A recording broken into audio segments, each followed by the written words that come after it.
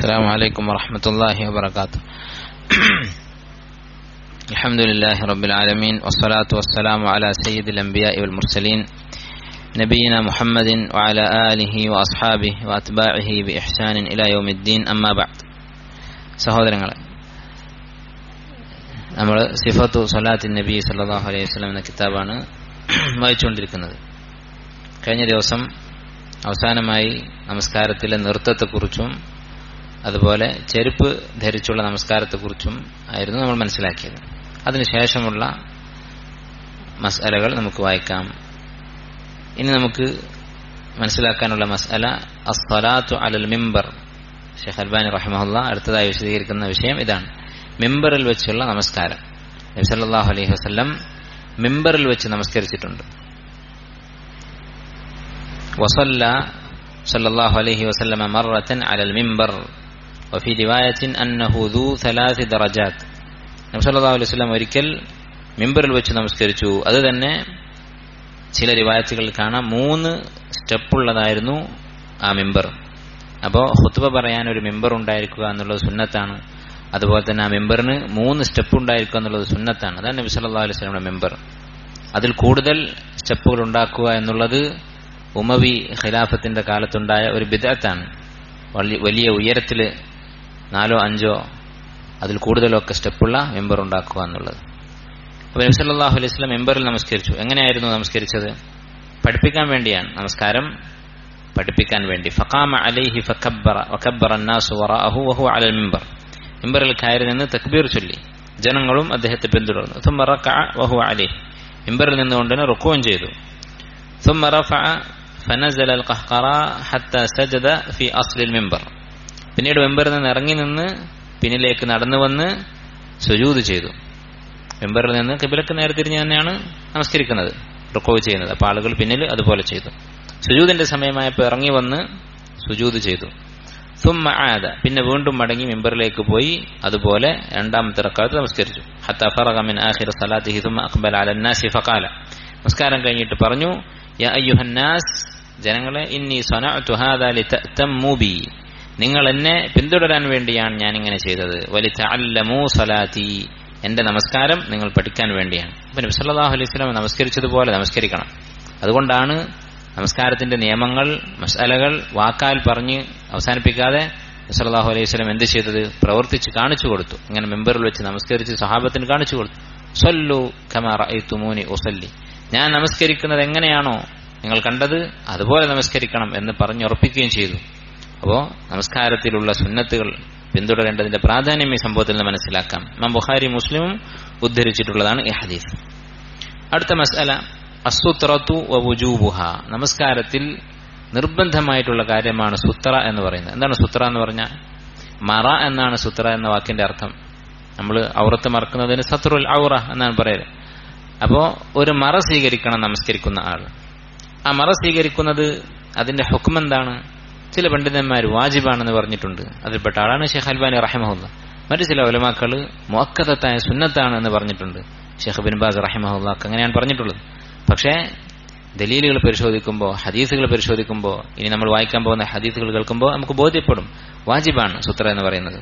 നബി സല്ലല്ലാഹു അലൈഹി വസല്ലം വളരെ ശക്തമായി കൽപ്പിച്ചിട്ടുള്ള കാര്യമാണ്.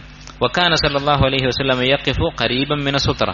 സുത്രയോട് അടുത്താണ് നബി സല്ലല്ലാഹു അലൈഹി വസല്ലം നിൽക്കാറുള്ളത്.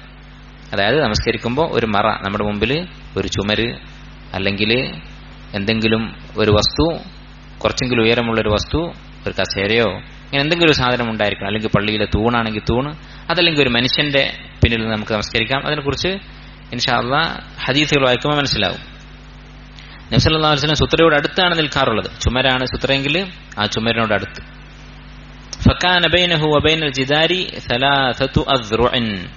അദ്ദേഹത്തിന്റെ കാലിന്റെയും ചുമരിന്റെയും ഇടയിൽ 3 മുഴം ആണ് അകലമുണ്ടായിരുന്നത്. വബൈന മൗദിഉ സുജൂദിഹി വൽ ജിദാരി.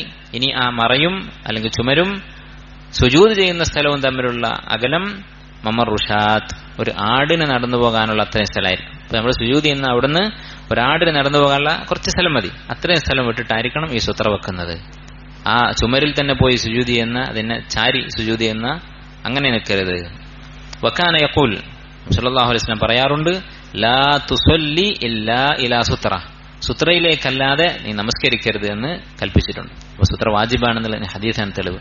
സുത്രയിലേക്ക് തിരിഞ്ഞല്ലാതെ നമസ്കരിക്കരുത്. വലാ തദ അഹദൻ യമുറു ബൈന യദൈക, സുത്രയും നമ്മളും അതിനിടയിൽ ഒരാളെയും നടന്നു പോകാൻ സമ്മതിക്കരുത്. നിനക്കും സുത്രക്കും ഇടയിലൂടെ ഒരാളെ നടന്നു പോകാൻ സമ്മതിക്കരുത്. ഫഇൻ അബാ, ഒരാൾ നടന്നു പോവുകയാണെങ്കിൽ അവനെ തടയണം. തടഞ്ഞിട്ട് അവന് സമ്മതിച്ചില്ലെങ്കിൽ ഫൽ തുഖാതിൽഹു, അവനോട് നീ ഏറ്റുമുട്ടുക, യുദ്ധം ചെയ്യുക എന്ന് നബി സ്വല്ലല്ലാഹു അലൈഹി വസല്ലം പറഞ്ഞു. ഫഇന്ന മഅഹുൽ ഖരീൻ, അവന്റെ കൂടെ ഖരീനുണ്ട്, ശൈത്താനുണ്ട്. ശൈത്താനാണ് അവനെ കൊണ്ടുപോകുന്നത്. വയഖൂൽ, നബി സ്വല്ലല്ലാഹു അലൈഹി വസല്ലം പറഞ്ഞു, ഇദാ സല്ല അഹദുക്കും ഇലാ സുത്ര, നിങ്ങൾ മറ സ്വീകരിച്ച് മറയിലേക്ക് തിരിഞ്ഞ് നമസ്കരിക്കണം. അങ്ങനെ നമസ്കരിക്കുമ്പോൾ ഫല്യദ്നു മിൻഹ, ആ മറയോട് അടുത്ത് നിൽക്കണം. ലാ യഖ്തഇ ശൈത്താനു അലൈഹി സ്വലാതഹു, ശൈത്താൻ അവന്റെ നമസ്കാരം മുറിച്ചു കളയാതിരിക്കട്ടെ എന്ന് പറഞ്ഞാൽ ശൈത്താൻ എന്ത് ചെയ്യും? ആളുകളെ കൂട്ടി വരും, അതിലൂടെ നടന്നു പോകും. ചിലപ്പോ ജിന്നിൽപ്പെട്ട ശൈത്താൻ തന്നെ നടന്നു പോകും. അത് ഹദീസിൽ വന്നിട്ടുണ്ട്. ചിലപ്പോ മനുഷ്യനെ കൂട്ടി ഈ ശൈത്താൻ അതിലൂടെ കടന്നു പോകും. വകാന അഹ്യാനൻ, ചില സമയത്ത് നബി സല്ലല്ലാഹു അലൈഹി വസല്ലം എന്ത് ചെയ്യുമായിരുന്നു? യതഹറ സ്വലാത ഇൻദൽ ഉസ്തുവാനത്തി ലത്തി ഫി മസ്ജിദിഹി, പള്ളിയിലുള്ള ഒരു തൂണിനോട് ചേർന്ന് നബി സല്ലല്ലാഹു അലൈഹി വസല്ലം നമസ്കരിക്കുമായിരുന്നു.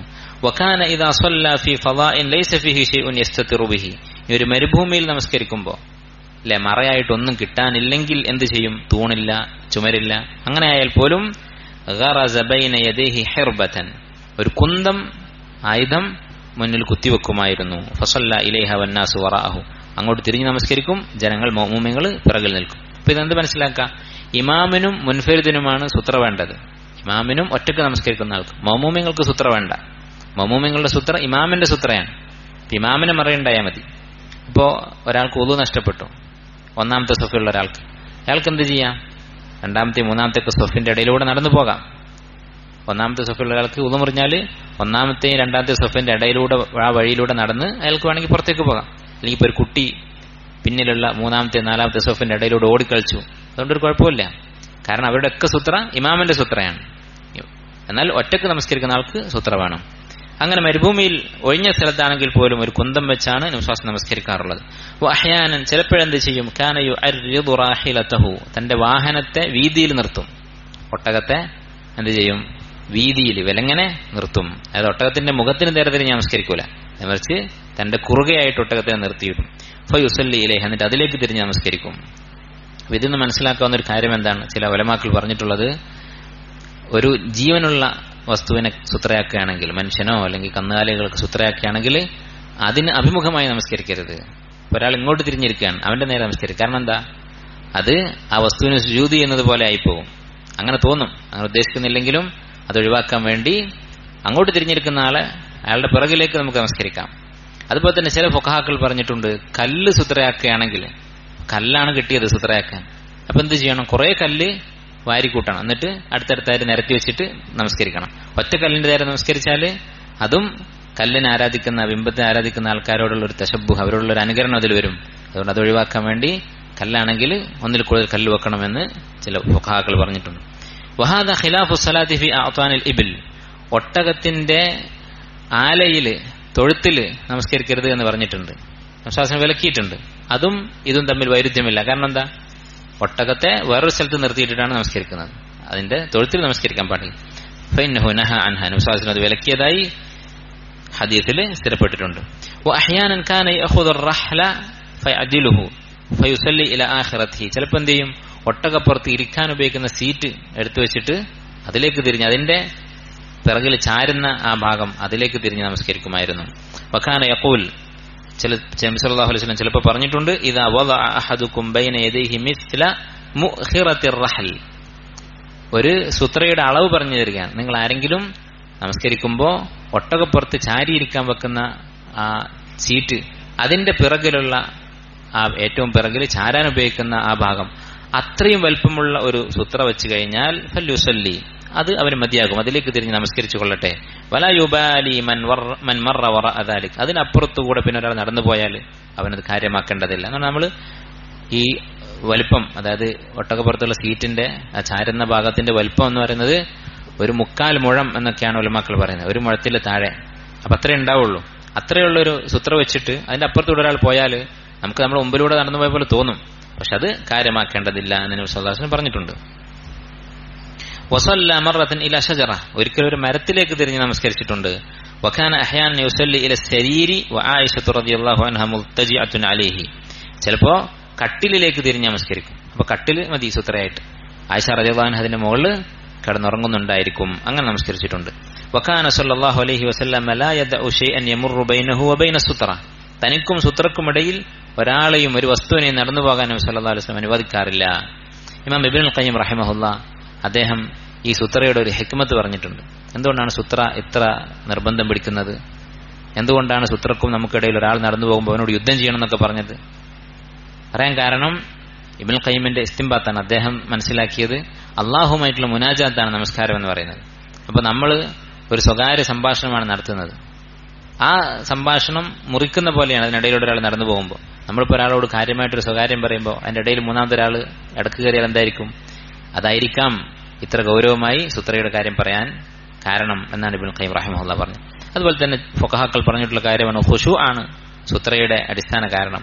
ഖുശൂ നഷ്ടപ്പെടും സുത്രയില്ലെങ്കിൽ, ആളുകൾ അതിനിടയിലൂടെ നടന്നു പോയിക്കൊണ്ടിരുന്നാൽ. അങ്ങനെ ഒരിക്കൽ കാന യുസല്ലി ഇദ് ജാഅത് ഷാത്തുൻ തസ്അ ബൈന യദൈഹി, സുത്രക്ക് ഇടയിലൂടെ ഒരാട് നടന്നു പോകാൻ വേണ്ടി വന്നു നബി സല്ലല്ലാഹു അലൈഹി വസല്ലം നമസ്കരിക്കുമ്പോൾ. ഫസാഅഹ, നബി സല്ലല്ലാഹു അലൈഹി വസല്ലം ആടിനെ ആട്ടി അകറ്റാൻ ശ്രമിച്ചു.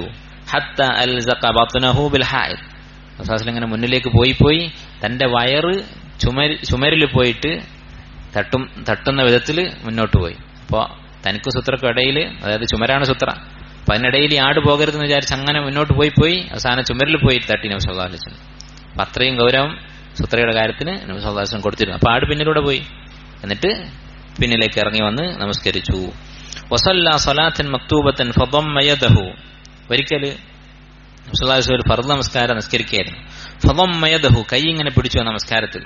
ഫലമ്മ സല്ല ഖാലു, നമസ്കാരം കഴിഞ്ഞപ്പോൾ സഹാബത്ത് ചോദിച്ചു, യാ റസൂലല്ലാഹ് അഹദഥ ഫി സ്വലാത്തി ഷൈ, നമസ്കാരത്തിൽ എന്തെങ്കിലും സംഭവിച്ചോ? നമസ്കാരത്തിൽ ഇങ്ങനെ കൈപിടിക്കുന്നത് കണ്ടു. ഖാല, അവിടുന്ന് പറഞ്ഞു, ലാ, ഒന്നും സംഭവിച്ചിട്ടില്ല. ഇല്ല അന്ന ശൈത്താൻ അറാദ അൻ യമുറ ബൈന യദയ്യ, ശൈത്താൻ എന്റെ മുന്നിലൂടെ നടന്നു പോകാൻ ശ്രമിച്ചു. നബി സല്ലല്ലാഹു അലൈഹി വസല്ലം അത് മനസ്സിലാക്കി അല്ലാഹു വഹയിലൂടെ അറിയിച്ചു കൊടുത്തു. ഫഖനഖ്തുഹു, ഞാൻ അവന്റെ കഴുത്തിൽ പിടിച്ച് ഞെക്കിയതാണ്. ഹത്ത വജദ്തു ബർദ ലിസാനിഹി അലാ യദി, ശൈത്താന്റെ നാവിന്റെ തണുപ്പ് എന്റെ കൈ കൊണ്ട് ഞാൻ തൊട്ടറിഞ്ഞു. അത്രമാത്രം പിടിച്ച് ഞെക്കിയെന്നർത്ഥം. വഅയ്മുല്ലാഹ് ലൗലാ മാ സബഖനി ഇലൈഹി അഖി സുലൈമാൻ, സുലൈമാൻ നബി അലൈഹി ഇസ്ലാം അള്ളാഹു പ്രത്യേകമായിട്ട് കൊടുത്തിട്ടുള്ളതാണ് ജിന്നുകളെ കീഴ്പ്പെടുത്തി കൊടുത്തു എന്ന കാര്യം. അതില്ലായിരുന്നെങ്കിൽ ലർതുബിത ഇലാ സാരിയത്തിൻ മിൻ സവാരിൽ മസ്ജിദ്, മസ്ജിദ് നബവിയില് ഒരു തൂണില് ശൈത്താനെ കെട്ടിയിടുമായിരുന്നു. ഹത്താ യുതീഫ ബിഹി വിൽദാനു അഹ്ലിൽ മദീന, ഇത് തുറന്നു വെച്ചാൽ മദീനയിലെ ചെറിയ കുട്ടികൾ ശൈത്താനെ കൊണ്ട് കറങ്ങും. അങ്ങനെ അവർക്ക് കളിക്കാൻ പാകത്തില് പള്ളിയിൽ കെട്ടിയിടുമായിരുന്നു. ഈ ഹദീസിന് ചില ഉലമാക്കൾ പറഞ്ഞിട്ടുള്ള ഒരു ഫായിദ വിഷയവുമായി ബന്ധമില്ലാത്തതാണ്. ഇതിൽ നിന്ന് ഉലമാക്കൾ മനസ്സിലാക്കിയിട്ടുള്ളതാണ്. ചെറിയ കുട്ടികൾ അവരുടെ പ്രകൃതം കളിക്കുക എന്നുള്ളതാണ്. എന്ത് കിട്ടിയാലും അതുകൊണ്ട് കളിക്കും. അതുകൊണ്ട് അതിൽ ദേഷ്യം പിടിച്ചിട്ട് കാര്യമില്ല. അപ്പോൾ ഒരു ശൈത്താനെ കിട്ടിയാൽ ശൈത്താനെ കൊണ്ടും കുട്ടികൾ കളിക്കും എന്നാണ് നബി സല്ലല്ലാഹു അലൈഹി വസല്ലം ഇവിടെ പറയുന്നത്. ഫമൻ ഇസ്തതാഅ അല്ലാ യഹൂല ബൈനഹു വബൈനൽ ഖിബ്ലതി അഹദ്, നിങ്ങൾക്കും നിങ്ങളുടെ ഖിബ്ലക്കും, ഖിബ്ല എന്ന് പറഞ്ഞാൽ സുത്ര ഇവിടെ ഉദ്ദേശിക്കുന്നത്, സുത്രക്കുമിടയിൽ ആരും നടന്നു പോകാത്ത വിധത്തിൽ സൂക്ഷിക്കാൻ കഴിയുമെങ്കിൽ ഫല്യഫ്അൽ, അങ്ങനെ ചെയ്തു കൊള്ളട്ടെ. വകാന യഖൂൽ, നബി സല്ലല്ലാഹു അലൈഹി വസല്ലം പറഞ്ഞു, ഇദാ സല്ല അഹദുക്കും ഇലാ ശൈഇൻ യസ്തുറുഹു മിനൻ നാസ്, ഒരാൾ നമസ്കരിക്കുകയാണ്, അങ്ങനെ ഒരു സുത്രയിലേക്ക് തിരിഞ്ഞ് നമസ്കരിച്ചാൽ ഫഅറാദ അഹദുൻ അൻ യജ്താസ ബൈന യദൈഹി, ഒരാൾ മുന്നിലൂടെ കുറുകെ നടന്നു പോകാൻ ശ്രമിച്ചാൽ ഫല്യദ്ഫഅ ഫീ നഹരിഹി, അവന്റെ നെഞ്ചിൽ പിടിച്ചു തള്ളട്ടെ. വല്യദ്റ മസ്തതാ, കഴിയുന്ന പോലെ അവനെ തടയട്ടെ. ഫഇൻ അബ, അവൻ സമ്മതിക്കുന്നില്ലെങ്കിൽ ഫല്യുഖാതിൽഹു, അവനോട് ഏറ്റുമുട്ടട്ടെ എന്ന് നബി സ്വല്ലല്ലാഹു അലൈഹി വസല്ലം പറഞ്ഞു. ഫഇന്നമാ ഹുവ ശൈത്താൻ, അവൻ ശൈത്താനാണ്. കാരണം അത് ഒരു വലിയ തെറ്റാണ്, സുത്രക്കും ഒരു നമസ്കരിക്കുന്ന ആളുടെയും ഇടയിലൂടെ നടന്നു പോവുക എന്നുള്ളത്. നബി സ്വല്ലല്ലാഹു അലൈഹി വസല്ലം പറഞ്ഞു, ലൗ യഅലമുൽ മാറു ബൈന യദയിൽ മുസല്ലി മാദാ അലൈഹി, നമസ്കരിക്കുന്ന ഒരാൾക്ക് മുമ്പിലൂടെ സുത്രക്ക് ഇടയിലൂടെ നടന്നു പോകുന്നവൻ അവന്റെ കുറ്റം എന്താണെന്ന് അറിഞ്ഞിരുന്നെങ്കിൽ ലകാന അൻ യഖിഫ 40 ഖൈറൻ ലഹു മിൻ അൻ യമുറ ബൈന യദൈഹി, 40 വർഷമാണോ മാസമാണോ എന്ന് ഹദീസ് റിപ്പോർട്ട് ചെയ്ത ആൾക്ക് ഉറപ്പില്ല. 40 വർഷം അല്ലെങ്കിൽ മാസം കാത്തു നിൽക്കുന്നതായിരിക്കും അവന് കൂടുതൽ നല്ലത് അങ്ങനെ നടന്നു പോകുന്നതിനേക്കാൾ. ഇത്രയും വലിയ തെറ്റാണ് നമസ്കരിക്കുന്ന ഒരാളുടെ ഇടയിലൂടെ നടന്നു പോകുക എന്നുള്ളത്. അതുകൊണ്ടാണ് അവനെ തടയണം, അവനോട് ഏറ്റുമുട്ടണം എന്നൊക്കെ നബി സല്ലല്ലാഹു അലൈഹി വസല്ലം പറഞ്ഞത്. ഇപ്പൊ ഇത്രയും ഗൗരവമുള്ള കാര്യമാണ് സുത്ര. ഇത് വലിയ പള്ളി ചെറിയ പള്ളി എന്നുള്ള വ്യത്യാസമൊന്നുമില്ല.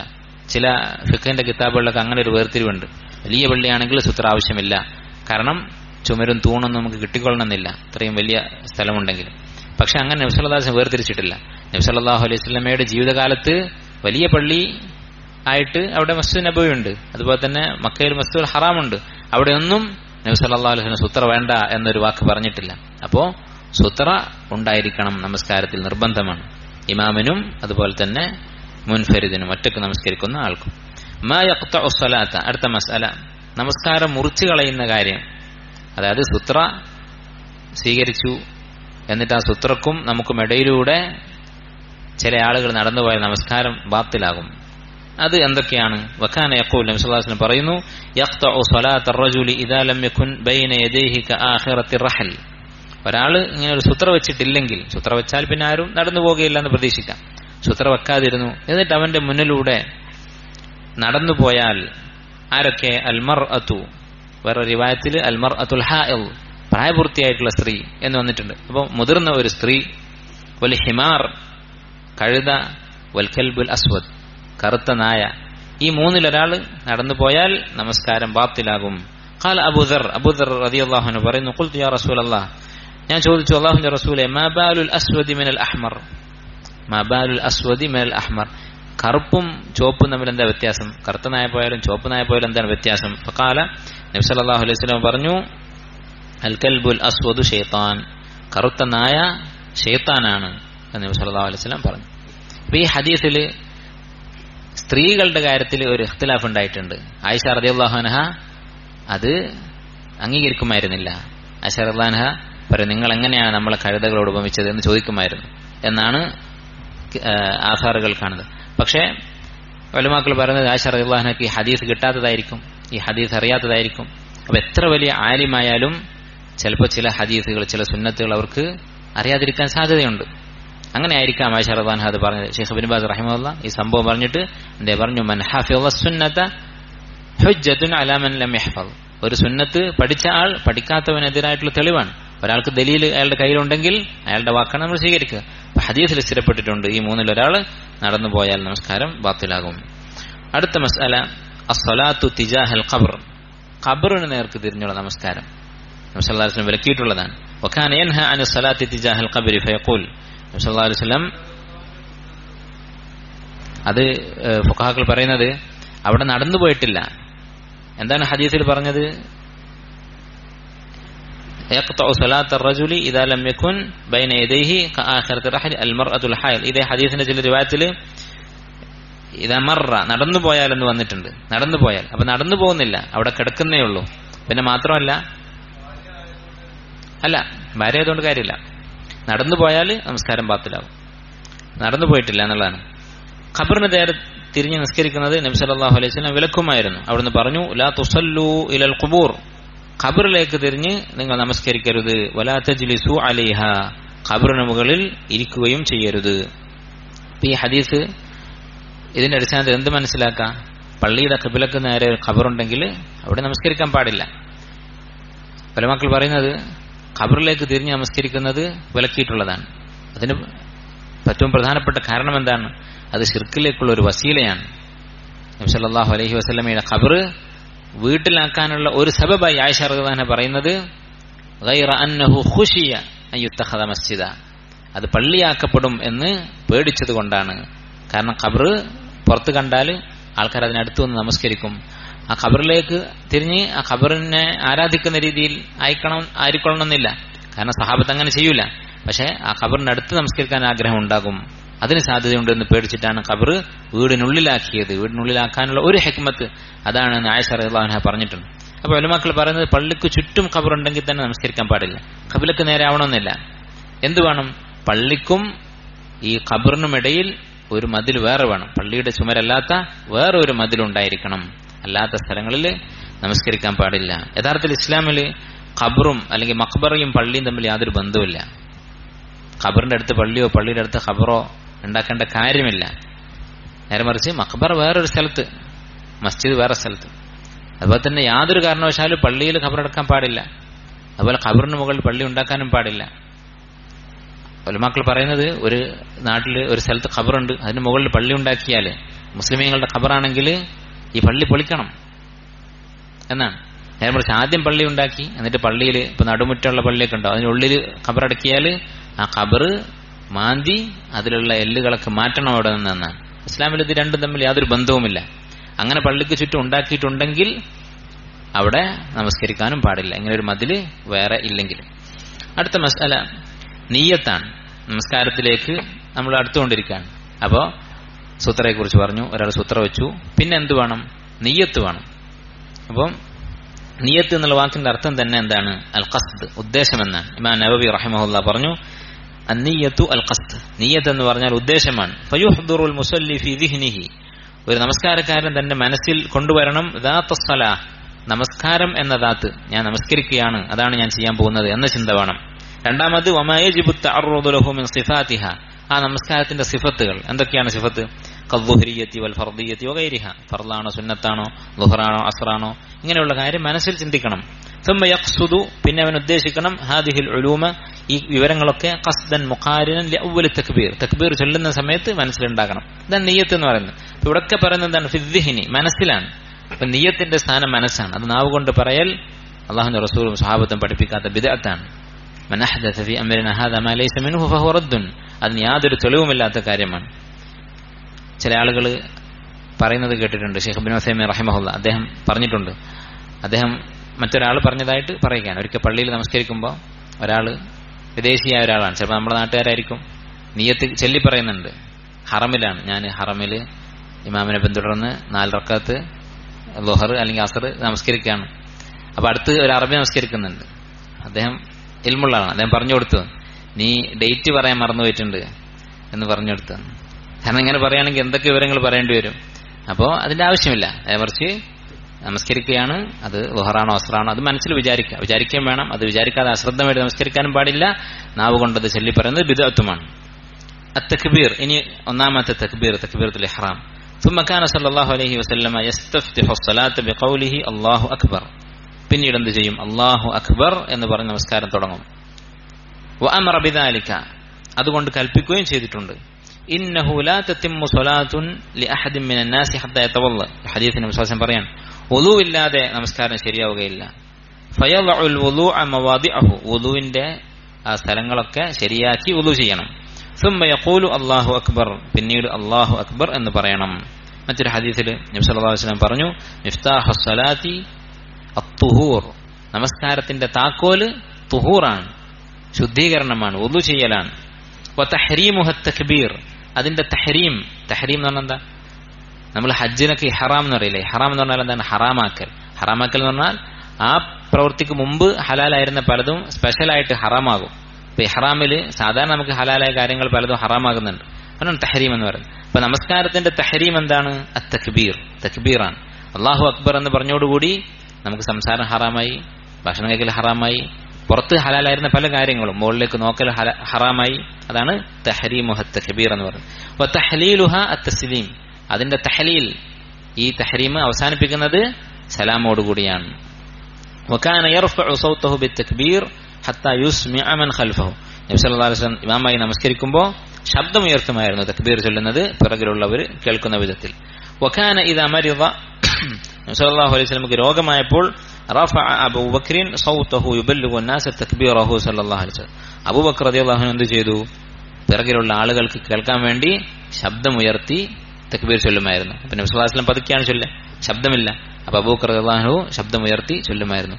ഇതും ഇസ്ലാമില് എൽമിനുള്ള ഒരു പ്രാധാന്യം മനസ്സിലാക്കുക. എൽമുള്ള ആളാണ് ഇമാം നിൽക്കേണ്ടത്. നബി സല്ലല്ലാഹു അലൈഹി വസല്ലമയായിരുന്നു അന്നത്തെ ഇമാം. അപ്പൊ ശബ്ദം എന്ന് പറഞ്ഞപ്പോ ഇനി അയാൾ വേണ്ട, അടുത്ത ചെറുപ്പക്കാരൻ, ചിലപ്പോൾ കൂട്ടത്തിൽ ഏറ്റവും വലിയ ജാഹിലായിരിക്കും, അവനെ വിളിച്ചിട്ട് ഇമാമ നിർത്തും. അങ്ങനെയല്ല വേണ്ടത്. കൂട്ടത്തിൽ ആർക്കാണ് കൂടുതൽ ഖുർആൻ അറിയുന്നത്, ഖുർആനിൽ തുല്യരാണെങ്കിൽ സുന്നത്ത് ആർക്കാണ് കൂടുതൽ അറിയുന്നത്, അവരാണ് ഇമാമ നിൽക്കേണ്ടത്. അവർക്ക് കുറച്ച് രോഗമായാൽ പ്രായമായാലും ഇസ്ലാമിൽ അവരുടെ മൂല്യം കൂടുകയാണ്. ഇന്നമിൻ ഇജ്ലാലില്ല, അള്ളാഹുവിനെ ബഹുമാനിക്കുന്നതിൽ പെട്ടതാണ് എന്ന് പറഞ്ഞിട്ട് എണ്ണി പറഞ്ഞൊരു കാര്യമാണ് ഇഖ്റാമതി ശൈബത്തിൽ മുസ്ലിം, നരച്ച ഒരു മുസ്ലിമിനെ ബഹുമാനിക്കൽ എന്നാണ് ഹദീസിൽ വന്നിട്ടുള്ളത്. അപ്പൊ നരയും പ്രായമൊക്കെ കൂടുന്നതനുസരിച്ച് ഇസ്ലാം ഒരാളുടെ മൂല്യം കൂടുകയാണ് ചെയ്യുന്നത്. അത് നേരെ തിരിച്ചാണ് നമ്മുടെ നാട്ടിലൊക്കെ നടക്കുന്നത്. ഒരാളുടെ ശബ്ദം കുറച്ച് മാറിയിട്ടുണ്ട്, ഇപ്പൊ പിന്നെ ഇമാമ നിർത്തൂല, പിന്നെ ആ കൂട്ടത്തിൽ ആർക്കാണ് നല്ല ശബ്ദമുള്ളത് ചിലപ്പോൾ ചില പള്ളിയിലൊക്കെ ചെറുപ്പക്കാർ കുട്ടികൾ ഇമാമ നിന്നിട്ട് 2 ആയത്തുകളൊക്കെ കൂട്ടി മിക്സ് ചെയ്തിട്ട് പോതും. നല്ല ശബ്ദം ഉണ്ടായിരിക്കും, പക്ഷെ പകുതി ഒരു ആയത്തും അടുത്ത പകുതി വേറെ സുഹൃത്തിലായിരിക്കും, അല്ലെങ്കിൽ വേറെ ആയത്തായിരിക്കും. മമ്മൂമിങ്ങൾ അത്ര ജാഹിലിയങ്ങളായതുകൊണ്ട് അറിയില്ല. ഇൽമിന് ആണ് സ്ഥാനം. ഇമാമ നിൽക്കേണ്ടത് ഏറ്റവും കൂടുതൽ ഇൽമുള്ള ആളാണ്. വകാന യഖൂൽ, നബി സല്ലല്ലാഹു അലൈഹി വസല്ലം പറയുമായിരുന്നു, ഇദാ ഖാലൽ ഇമാമു അല്ലാഹു അക്ബർ ഫഖൂലു അല്ലാഹു അക്ബർ. ഇമാം അല്ലാഹു അക്ബർ എന്ന് പറഞ്ഞാൽ നിങ്ങളും അല്ലാഹു അക്ബർ എന്ന് പറയുക. നമ്മൾ കഴിഞ്ഞ ദിവസം പറഞ്ഞിരുന്നു, ഇമാമിനെ പിന്തുടരൽ കണ്ണുകൊണ്ടാണോ ചെവി കൊണ്ടാണോ, കണ്ടുകൊണ്ടാണോ കേട്ടുകൊണ്ടാണോ? കാഴ്ച കൊണ്ടാണ്, കണ്ടുകൊണ്ടാണ്. പക്ഷെ ഇവിടെ പറഞ്ഞത് ഇമാം അല്ലാഹു അക്ബർ എന്ന് പറഞ്ഞാൽ നിങ്ങൾ അല്ലാഹു അക്ബർ എന്ന് പറയണം എന്നാണ്. അപ്പൊ പറയാന്ന് പറയുമ്പോൾ പറയുന്നത് കേൾക്കുകയാണല്ലോ ചെയ്യാൻ. അപ്പൊ ഈ കാര്യത്തിൽ മാത്രം തക്ബീറത്തുൽ ഇഹ്റാമിൽ കേൾവി കൊണ്ടാണ് ഇമാമിനെ പിന്തുടരേണ്ടത്. ബാക്കി കാര്യങ്ങളൊക്കെ ഇദാ റകഅ, റുക്കൂ ചെയ്താൽ നിങ്ങൾ റുക്കൂ ചെയ്യുക. റുക്കൂ എന്നുള്ളത് കാഴ്ച കൊണ്ടല്ലേ അറിയാം. റുക്കൂവിലേക്ക് പോകുമ്പോൾ തക്ബീർ ചൊല്ലിയാൽ നിങ്ങൾ റുക്കൂവിലേക്ക് പോകാന്നല്ല പറഞ്ഞത്. അപ്പോ തക്ബീറത്തുൽ ഇഹ്റാമിൽ കേൾവി കൊണ്ടാണ് ഇമാമിനെ പിന്തുടരേണ്ടത്.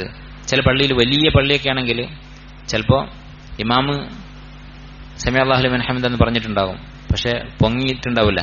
ബാക്കിലുള്ള ആൾക്കാർ നേരെ നിന്ന് കഴിഞ്ഞിട്ടുണ്ടാകും.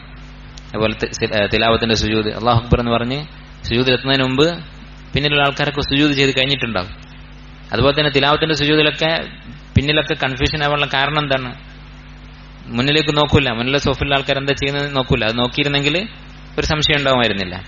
അപ്പോൾ കാഴ്ച കൊണ്ടാണ് ഇമാമിനെ പിന്തുടരേണ്ടത് തക്ബീറത്തുൽ ഇഹ്റാമിൽ ഒഴികെ. അടുത്ത മസ്അല റഫ്ഉൽ യദൈൻ, കൈ ഉയർത്തുന്നതിനെ കുറിച്ചാണ്. നമസ്കാരത്തിൽ തക്ബീറത്തുൽ ഇഹ്റാം പറയുന്ന സമയത്ത് കൈ ഉയർത്തുന്നതിനെ കുറിച്ച്. എപ്പോഴാണ് കൈ ഉയർത്തേണ്ടത്? തക്ബീറത്തുൽ ഇഹ്റാം അല്ലാഹു അക്ബർ എന്നുള്ള വാക്ക്, തക്ബീറത്തുൽ ഇഹ്റാം എന്നതിന്റെ അർത്ഥം കൈകെട്ടലല്ല. തക്ബീറത്തുൽ ഇഹ്റാം എന്ന് പറഞ്ഞാൽ അല്ലാഹു അക്ബർ എന്ന വാക്കാണ്.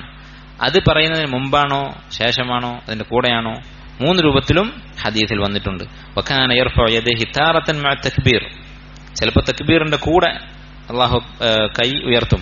വതാറത്തൻ ബഅദ തക്ബീർ, ചിലപ്പോൾ തക്ബീർ കഴിഞ്ഞിട്ട് കൈ ഉയർത്തും. വതാറത്തൻ ഖബ്ലഹു, ചിലപ്പോൾ തക്ബീറിന് മുമ്പായി കൈ ഉയർത്തും. ഇതൊക്കെ ബുഖാരിയിലും മുസ്ലിമിലും കുതുബ് സിത്തയിലും വന്നിട്ടുള്ള ഹദീസുകളാണ്. അപ്പോൾ ഈ 3 രൂപത്തിലും ആവാം. വകാന യർഫഉഹുമാ മംദൂദത്തൽ അസാബിഅ, അത് വിരലുകൾ നീട്ടിപ്പിടിച്ചിട്ടാണ് വിശ്വാസം ചെയ്യുക.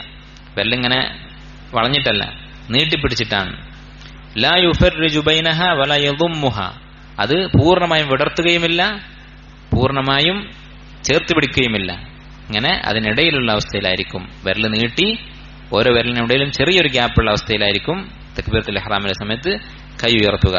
വകാന യജ്അലുഹുമാ ഹദ്വ മൻകിബൈഹി, എന്നിട്ട് എവിടെ വരെ ഉയർത്തും? തോൾ വരെ ഉയർത്തും. കൈ ഉയർത്തിയിട്ട് തോൾ വരെ. വറുബ്ബമാ കാന യർഫഉഹുമാ, ചിലപ്പോൾ 2 കൈയും ഉയർത്തും. ഹത്താ യുഹാദിയ ബിഹിമാ ഫുറൂഅ ഉദുനൈഹി, ചെവിയുടെ അറ്റം വരെ ഉയർത്തും. അപ്പൊ ഈ 2 രൂപത്തിലാണ് കൈ ഉയർത്തേണ്ടത് തക്ബീറത്തുൽ ഇഹ്റാമിന്റെ സമയത്ത്. 3ാമത്തെ രൂപമല്ല, ചിലർക്ക് ഇതിന്റെ 2 ഇടയിൽ, ചെവിയുടെ അവിടെയില്ല, തോളിന്റെ അവിടെ നിന്ന് പൊങ്ങുകയും ചെയ്തു, അല്ലെങ്കിൽ അതിന്റെ താഴെ. അങ്ങനെ ചെയ്യാൻ പാടില്ല. തക്ബീറത്തുൽ ഇഹ്റാം അതുപോലെ തന്നെ കൈകെട്ടുക എന്ന് പറയുന്നത് നമസ്കാരത്തിലെ വിനയത്തിന്റെ, അള്ളാഹുവിന്റെ മുമ്പിലുള്ള താഴ്മയുടെ ഒരു പ്രകടനമാണ്. ഇമാം അഹ്മദ് റഹിമഹുല്ലാഹു തആല അദ്ദേഹത്തോട് ചോദിച്ചു, എന്തിനാണ് നമസ്കരിക്കുന്ന ആൾ കൈകെട്ടുന്നത്? ഇമാം അഹ്മദ് പറഞ്ഞു, ദുല്ലുൻ ബൈന യദൈ അസീസ്, ദുല്ലുൻ ബൈന യദൈ അസീസ്, പ്രതാപിയായ അള്ളാഹുവിന്റെ മുമ്പിൽ നമ്മുടെ താഴ്മ പ്രകടിപ്പിക്കലാണ്. അപ്പൊ നമ്മൾ സാധാരണ ആൾക്കാർ, പ്രത്യേകിച്ച് കാഫിര്യങ്ങളൊക്കെ താഴ്മ കാണിക്കാൻ വേണ്ടി കൈ ഇങ്ങനെ നെഞ്ചത്ത് വെക്കും. നമ്മളങ്ങനെ ഒരാളോടും താഴ്ന്നു നിൽക്കേണ്ട ആവശ്യമില്ല. പക്ഷെ അള്ളാഹുവിന്റെ മുമ്പിൽ നമ്മൾ അങ്ങനെ ഒരു താഴ്മ പ്രകടിപ്പിക്കുകയാണ് തക്ബീറത്തുൽ ഇഹ്റാം. അതുപോലെ തന്നെ നമസ്കാരത്തിൽ കൈകെട്ടുന്ന പ്രവൃത്തി. ഇപ്പൊ ചില ആൾക്കാർ അവരുടെ ഒരു അഭിമാനത്തിന് ചേരൂല ഇത് എന്നുള്ള രൂപത്തിൽ നമസ്കരിക്കുക. കൈ ഇങ്ങനെ ആട്ടിയിട്ടൊക്കെ അധികം ഉയർത്തൊന്നും ചെയ്യാതെ ഇങ്ങനെ നേരെ എടുത്ത് നെഞ്ചത്ത് വെക്കും. അത് ഞാനൊരു വലിയ ആളാണ്, കൈയൊക്കെ ഇങ്ങനെ ഉയർത്തി ഒരു ഭവ്യതയോടെ നമസ്കരിച്ചാൽ എനിക്കൊരു കുറച്ചിലാകും എന്ന് അവർ വിചാരിക്കുന്നുണ്ടോ എന്ന് തോന്നിപ്പോകും ചെയ്യുന്നത് കണ്ടാൽ. അങ്ങനെ ഒരു കിബർ നമുക്കുണ്ടാകാൻ പാടില്ല. കൈ ഉയർത്തി ഈ പറഞ്ഞ രൂപത്തിൽ, രണ്ടാലൊരു രൂപത്തിലാണ് വെക്കേണ്ടത്.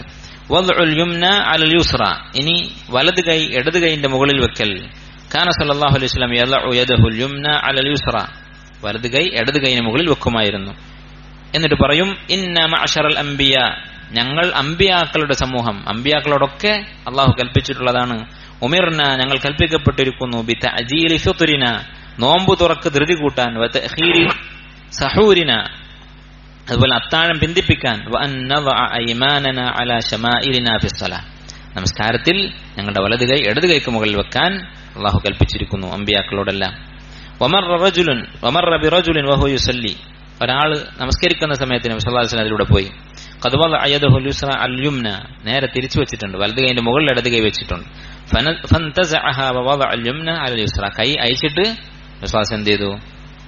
വലത് കൈ ഇടത് കൈന് മുകളിലാക്കി മാറ്റിവെച്ചു. അപ്പോൾ സുന്നത്ത് പഠിപ്പിക്കാൻ വേണ്ടി ചിലപ്പോൾ ഇങ്ങനെ ചെയ്യേണ്ടി വരും, ബലം പ്രയോഗിക്കേണ്ടി വരും ചില സമയത്ത്. അതുകൊണ്ട് ഒരാൾ ഫിത്നയിലാവുകയില്ല എന്ന് തോന്നുന്ന ആളാണെങ്കിൽ അങ്ങനെ തന്നെ ചെയ്യണം. അപ്പോൾ ചില ആൾക്കാർ പറയും ഇവിടെ അങ്ങനെ ചെയ്യരുത്, എന്റെ അടുത്ത് അങ്ങനെ ചെയ്യരുത്, ഞാൻ അങ്ങനെ ഫിത്നയിലാകുന്ന ആളാണ്, അങ്ങനെ പറയാൻ പാടുണ്ടോ? ഇല്ലല്ലോ. മറ്റൊരാളെ കാര്യത്തിൽ വേണമെങ്കിൽ നമുക്ക് പറയാം. നമ്മളിപ്പോൾ നമസ്കരിക്കുമ്പോൾ ഒരാൾ വന്നിട്ട് ഇങ്ങനെ എന്തെങ്കിലും ചെയ്തു, ഇപ്പൊ സൊഫിൽ നമ്മളിങ്ങനെ അകന്നകന്ന് നിൽക്കുമ്പോൾ ഒരാൾ പിടിച്ച് വലിച്ചു നമ്മളെന്ന് വിചാരിക്കാം. അപ്പോൾ ചില ആൾക്കാർ നമസ്കാരം കഴിഞ്ഞിട്ട് പറയും എന്ത് പണിയാണ് ചെയ്തത്. അപ്പൊ നമ്മൾ പറയും ഇത് സുന്നത്താണ്, സൊഫ് അടുത്ത് നിൽക്കൽ വാജിബാണ്. സുന്നത്ത് എന്ന് പറഞ്ഞാൽ നബിസ്വല്ലല്ലാഹു ശരിയ ഫർള് സുന്നത്ത് എന്നുള്ള സുന്നത്തല്ല, ഫർളാണ് സൊഫ് അടുപ്പിച്ച് നിൽക്കൽ. അതുപോലെ തന്നെ പിന്നെ ഇപ്പോഴത്തെ സാഹചര്യത്തിലല്ല ഞാൻ പറയുന്നത്, സാധാരണഗതിയിൽ. അല്ലെങ്കിൽ ഈ പറഞ്ഞ പോലെ ഇഖാമത്ത് കൊടുത്തിട്ട് ഒരാൾ നമസ്കരിക്കുന്നുണ്ട്, അപ്പോൾ കൈ പിടിച്ച് അയച്ചിട്ടും. അപ്പോൾ നമ്മൾ അയാൾ ചോദ്യം ചെയ്യും, അപ്പോൾ അത് ഹദീസ് ഇങ്ങനെ ഉണ്ട്, ഇതാ ഖീമത്തി സ്വലാത്തു ഫലാ സ്വലാ ഇല്ലൽ മക്തൂബ, ഇഖാമത്ത് കൊടുത്തു കഴിഞ്ഞാൽ പിന്നെ ഫർളേ ഉള്ളൂ, നമസ്കരിക്കാൻ പാടില്ല, അങ്ങനെയൊക്കെ പറഞ്ഞു തന്നാൽ ഒരു മര്യാദയല്ലേ? മര്യാദ ഉണ്ട് ആരോട്? ജാഹിലിങ്ങളോട്. ഞാനൊരു ജാഹിലാണെന്ന് പറഞ്ഞാൽ തുല്യമാണത്. അങ്ങനെ ഒരു ജാഹിലായിരിക്കുന്നതിൽ നമ്മൾ തൃപ്തിപ്പെടരുത്. ദുനിയാവിന്റെ കാര്യത്തിലാണെങ്കിൽ നമ്മൾ അങ്ങനെ തൃപ്തിപ്പെടില്ല, ജാഹിലാണെന്നതിൽ നമ്മൾ തൃപ്തിപ്പെടുകയില്ല. അപ്പോൾ നബി സല്ലല്ലാഹു അലൈഹി വസല്ലം അങ്ങനെ ചില സന്ദർഭങ്ങളിൽ ചെയ്തിട്ടുണ്ട്. വലത് കൈ ഇടത് കൈക്ക് മുകളിലാണ് വെക്കേണ്ടത്. അതാണ് വിഷയം. വദ്ഉഹുമാ അല സദ്ർ, നെഞ്ചത്ത് കൈവെക്കൽ. വകാന യദ്ഉ അൽ യുംന അല ളഹരി കഫ്ഫിഹി അൽ യുസ്റാ വറുസ്ഗി വസാഇദ്. നബി സല്ലല്ലാഹു അലൈഹി എന്ത് ചെയ്യുമായിരുന്നു? വലത് കൈ ഇടത് കൈയിന്റെ ലഹർ, ഈ ഭാഗം പുറം ഭാഗം, അതുപോലെ വറുസ്ഗ്, ഈ എന്താ പറയാ കൈയിന്റെ ഈ ജോയിന്റ്, വസാഇദ് മണിബന്ധം, വസാഇദ് അതുപോലെ അതിനുശേഷമുള്ള ഈ ഭാഗം, ഈ മൂന്ന് ഭാഗവും കൂടി എന്താ പറയാ മൂന്ന് ഭാഗത്തു കൂടിയായിട്ട്. അപ്പൊ ഇവിടെ ഉണ്ടാകും, ഈ ജോയിന്റിലുണ്ടാകും, ഇപ്പുറത്തും ഉണ്ടാകും കുറച്ച്. ഇങ്ങനെ കൈ വെക്കുമായിരുന്നു. അപ്പൊ ഒന്നുകിൽ കൈ ഇങ്ങനെ വെക്കുക, ഇടത് കൈയിന്റെ മുകളിൽ വലത് കൈ വെക്കുക, അതാണ് ഒരു രീതി. രണ്ടാമത്തെ രീതി വകാന അഹ്യാനൻ യഖ്ബിദു ബിൽ യുംന അലൽ യുസ്റ, വലത് കൈ കൊണ്ട് ഇടത് കൈയിൽ പിടിക്കുമായിരുന്നു. ഇങ്ങനെ പിടിക്കാം. ഈ രണ്ട് രൂപത്തിൽ നമസ്കരിക്കാം. ഒന്നുകിൽ ഇങ്ങനെ വെക്കാം, അല്ലെങ്കിൽ ഇങ്ങനെ വലത് കൈ ഇടത് കൈയിൽ പിടിക്കാം. ഇനി ചില ആളുകൾ എന്ത് ചെയ്തിട്ടുണ്ട്? ഒരു ബിദ്അത്ത് ഉണ്ടാക്കിയിട്ടുണ്ട്. ഹനഫി മദ്ഹബിലുള്ളതാണ്. അവരെന്ത് ചെയ്യും?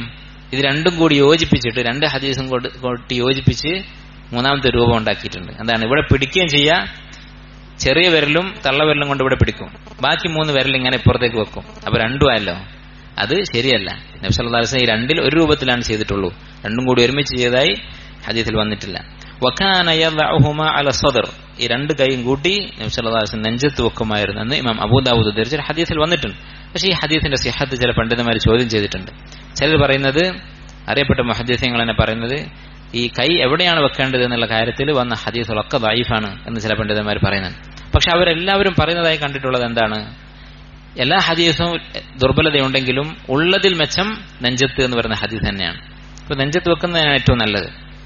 അസ്വഹായിട്ടുള്ള ഹദീസ്, ഈ വിഷയത്തിൽ ഏറ്റവും സ്വഹീഹായ ഹദീസ് നെഞ്ചത്ത് വെക്കുക എന്ന് തന്നെയാണ്. നെഞ്ച് എവിടെയാണെന്നോ അത് ചില ഇനി വരുന്നുണ്ട്.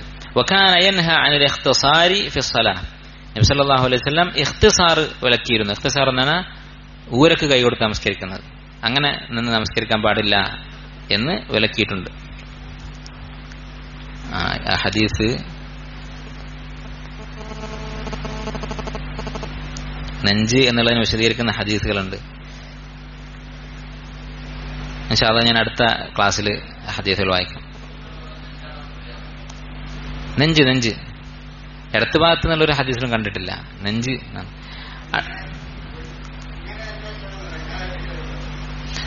അങ്ങനെ വെക്കാൻ പാടില്ല. രണ്ട് രീതിയിൽ, ഒന്നുകിൽ കയ്യിന്റെ ഈ പുറംഭാഗവും ഈ മണിബന്ധവും അതിനുശേഷമുള്ള കയ്യിന്റെ ബാക്കി ഭാഗവും കൂടി കിട്ടുന്ന രൂപത്തിൽ ഈ മൂന്നിലും വരണം.